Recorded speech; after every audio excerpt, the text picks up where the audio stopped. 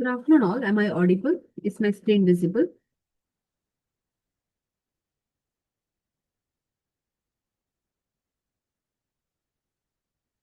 Please mention in the chat box.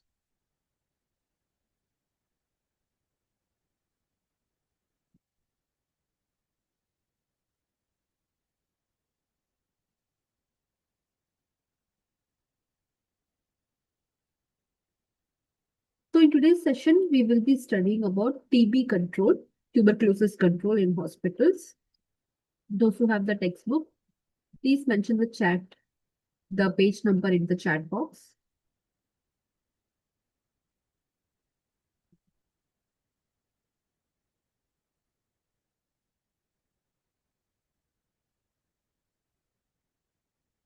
So, about TB, tuberculosis, it has a very high priority to prevent the transmission of TB between patients to health workers. Okay, it is a droplet transmission that takes place in TB. Okay, droplets that is sprayed out when you cough and sneeze by the infected person, that will be around the infected person within 6 feet. And anyone who comes close to them on a regular basis have a risk of getting transmitted. Okay, and Mycobacterium tuberculosis is the causative agent for TB infection.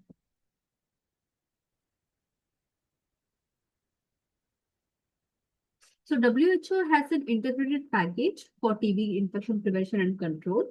First is triage of people with TB signs and symptoms or with TB disease. Okay.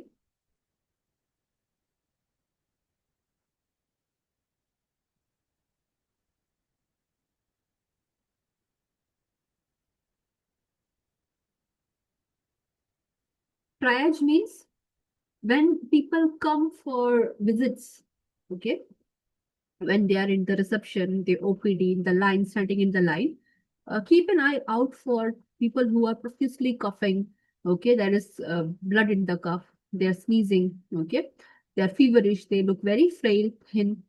In those cases, you have to separate those patients out of the line, give them a special entry, okay, away from the crowded areas. Okay, that is how you triage. Respiratory separation has to be done.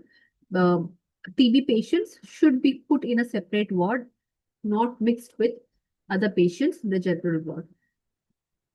Prompt initiation of effective TB treatment of people who have been diagnosed with TB disease. Okay, that is DOTS therapy has to be started immediately.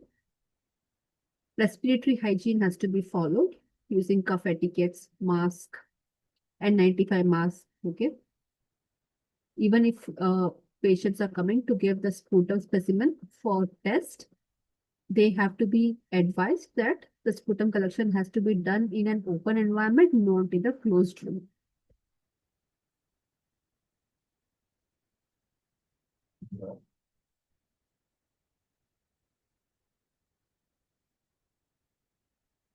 So upper room germicidal ultraviolet systems, these are filters, okay, these are UV filters used in the exhaust systems in the negative pressure rooms. Usually, if there is just one case of TB in a hospital, we usually put them in the isolation room, negative pressure isolation room.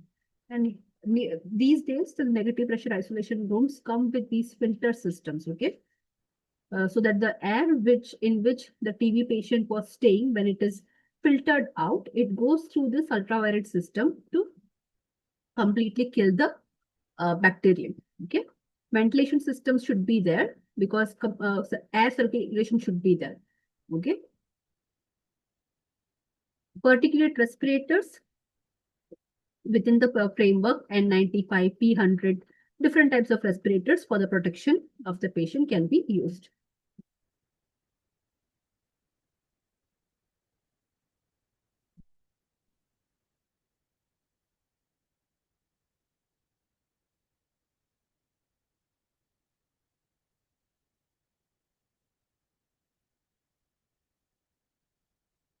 So TB infection control, main areas, patient safety, from the patient's perspective. If the patient is admitted with TB, we have to ensure that during the days when the patient is admitted in the hospital, he or she is not getting any other infections from the hospital. So reduce the chance of hospital acquired infections for these patients. Okay. Otherwise, it will be detrimental to the condition of the patients. Human resource for health. This is the hospital's administrative perspective. Okay. Uh, when you know that you will be going to treat TB patients or any other flu or respiratory infection patients, how is the hospital prepared for that? Okay. Do we have enough personal protective equipments and all to ensure the safety of the healthcare workers? Okay.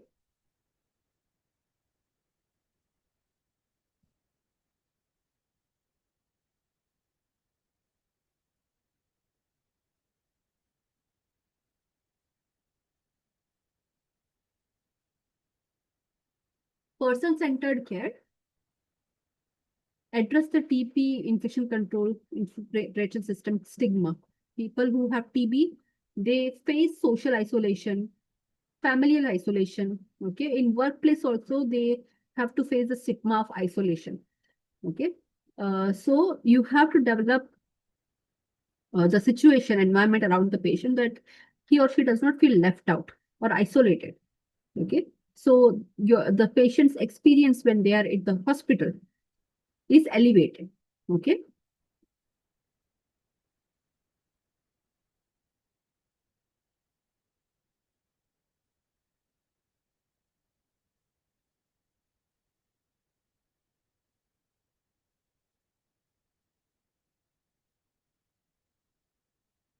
So other 10 essential actions for effective TB infection control. First is safety without stigma. Okay. Give a safe, protected environment for TB patients to thrive without the social stigma associated with. Just like AIDS and all, people who are diagnosed with TB, even they have to undergo this social stigma. Okay. So safety has to be given to them. Even sometimes healthcare workers may treat them with this kind of stigma. So as a part, when you are in a hospital situation, the way how you treat the patient should be in a controlled form where there is no stigma towards the patient. Include patients and community in advocacy campaigns, which you will see usually. You will see a lot of paintings on public walls, PHC, CHC, public hospitals. They always run some campaigns, posters around, okay, around the town, around the municipal area, even around the hospital, government hospital and all. If you look around, there are posters and all advocating the TB campaigns, right? So here the patient as well as the community is involved in making campaigns and educating the and empowering other TB patients and regular public in that area. Okay, how to prevent TB and all, and if at all they get TB, what can be done? Adapt a strict infection control plan. Natural ventilation, exhaust fans, personal protective equipments, use of N95 respirators, surveillance, okay, periodic screening for TB patients,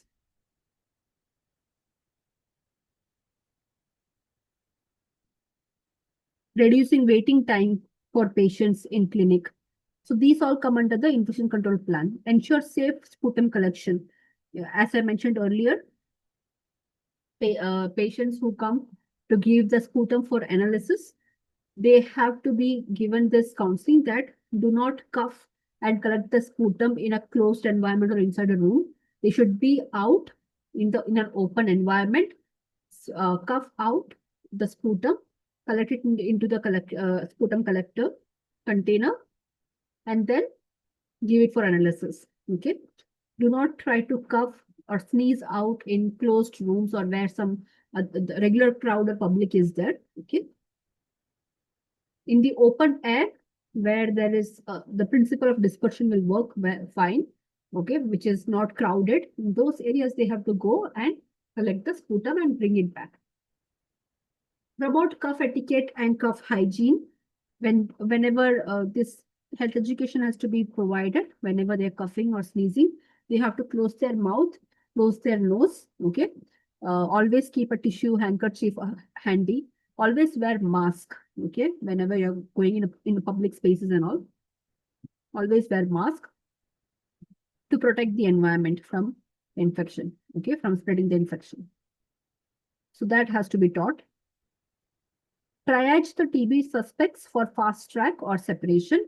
If a patient is coming for Mantox test, acid fast bacilli test, sputum is being collected because of cough, which is pertaining since persisting since the past 4 weeks. Okay, in such cases, immediately you do not have to keep the patient waiting for the results. Immediately, fast track.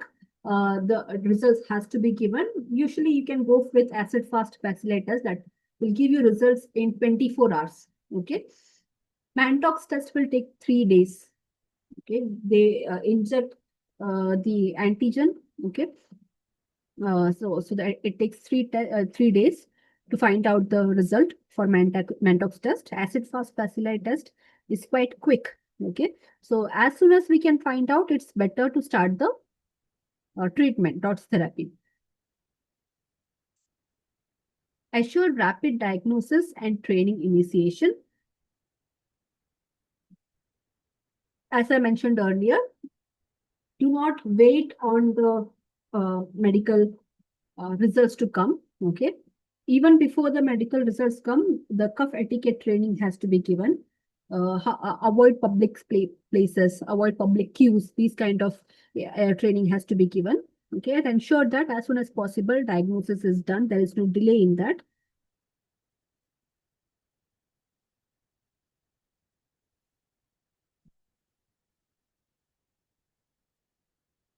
Improve room air ventilation. There you can see in the textbook, an image is given.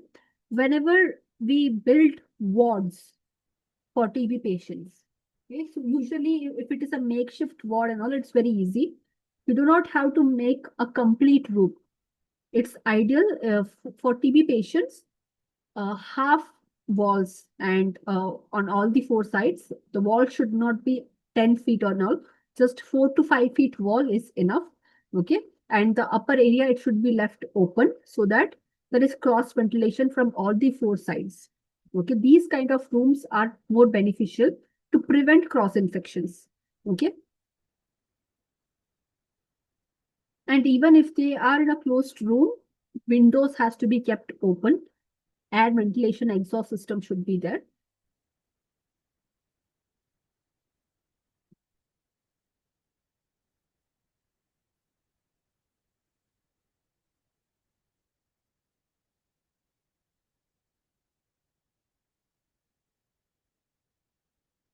Then protect the healthcare workers. Baseline and periodic TB screenings for healthcare workers has to be done on a regular basis, especially the nurses, doctors, physicians who work with TB patients. Regularly, they have to undergo their own TB screening as well. If at all any healthcare workers is showing small symptoms of TB, prompt evaluation has to be done. Give them preventive therapy for latent TB infection when it is indicated. Like the TB bacilli is present inside your body, but the symptoms have not started yet. So that is latent TB infection. So preventive therapy has to be given. Educational sessions for cough hygiene, cough etiquette, TB transmission, how to use PPE, which PPE you have to use when you're dealing with TB patients. Okay, these all has to be given. Health education has to be given to healthcare workers to protect them. Capacity building from the student nurse and student medical student life onwards. Okay, they are also the healthcare capacity which can be used for campaigning, for helping out in the TB wards to understand TB prevention. Okay, so that is capacity building. young people, when they are in college, when they're studying for any medical science, okay, physiotherapists, nursing, medical students, okay, they are also part of the capacity building for TB prevention and control. And continuously monitor the infection control practices that comes under surveillance. Any changes that has to be done in your infection control practices, what is working, what is not working, okay, what changes have been really that have really worked. Audits for TB infection and control practices, recording and reporting of each case among staff and patients. Okay, so these can be followed.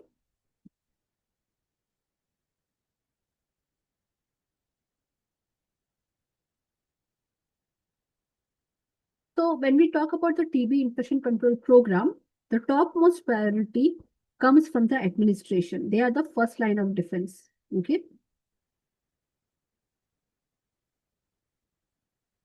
Early identification, prompt isolation of the TB patients, screening, fast tracking the test, ensuring that everyone is adhering to the DOTS therapy and everyone is taking their medicines. Okay.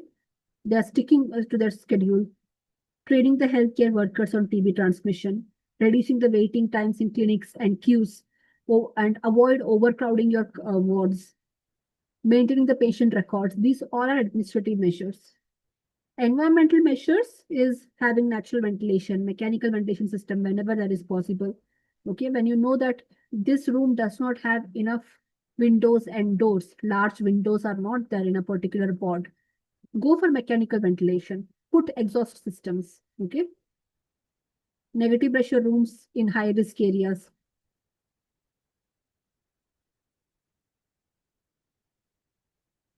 UVGI lamps, okay, in the ceiling. These are lights which will emit UV radiation and automatically, continuously, it will be sterilizing the air. Okay.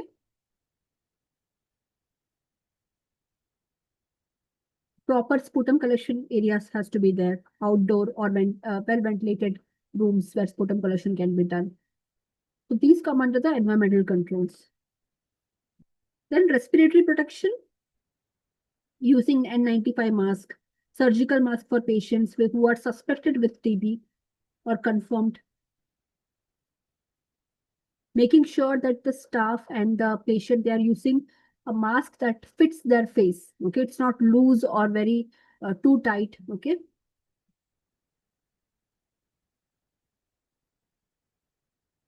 these are the main strategies that come under the TB infection control program.